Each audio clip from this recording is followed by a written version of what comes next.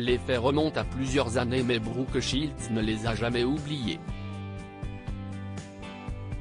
L'actrice a présenté son documentaire Pretty Baby, Brooke Shields le 20 janvier dernier, à l'occasion du festival du film de Sundance aux États-Unis.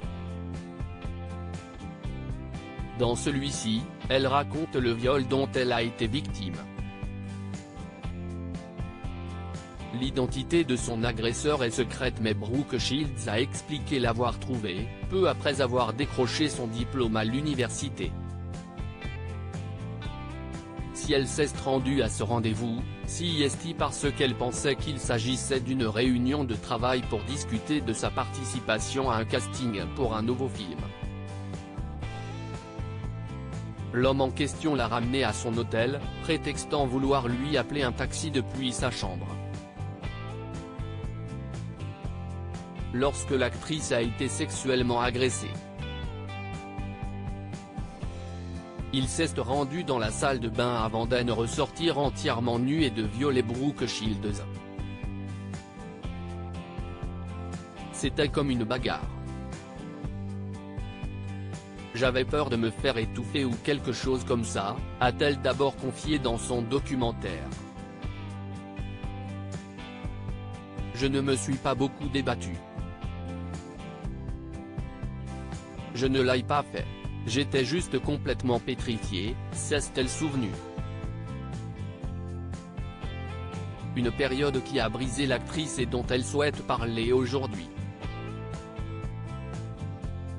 En 2015, la vague MeToo a permis à de nombreuses femmes de sortir du silence concernant les agressions dont elles ont été victimes. Ce n'est que quelques années plus tard que Brooke Shields a souhaité se souvenir de cette atroce période. Je pensais que mon nom aurait dû suffire. Et je me disais seulement, reste en vie et pars, a-t-elle poursuivi. En toute transparence, l'actrice précise ensuite qu'après cette agression, elle a téléphoné à Gavin de Becker, un ami qui travaille dans la sécurité, afin de tout lui raconter.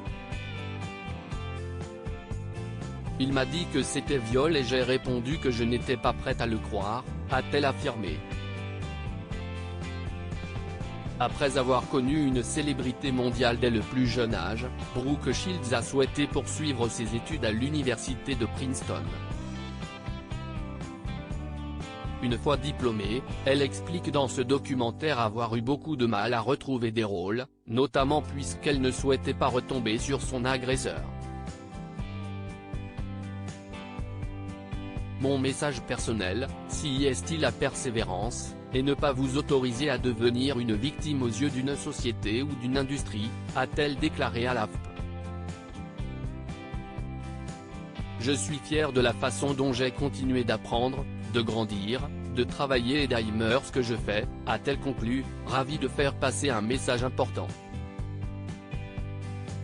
Brooke Shields, quel autre sujet important évoque-t-elle dans ce documentaire? Brooke Shields n'est plus la seule à prendre la parole concernant son adolescence.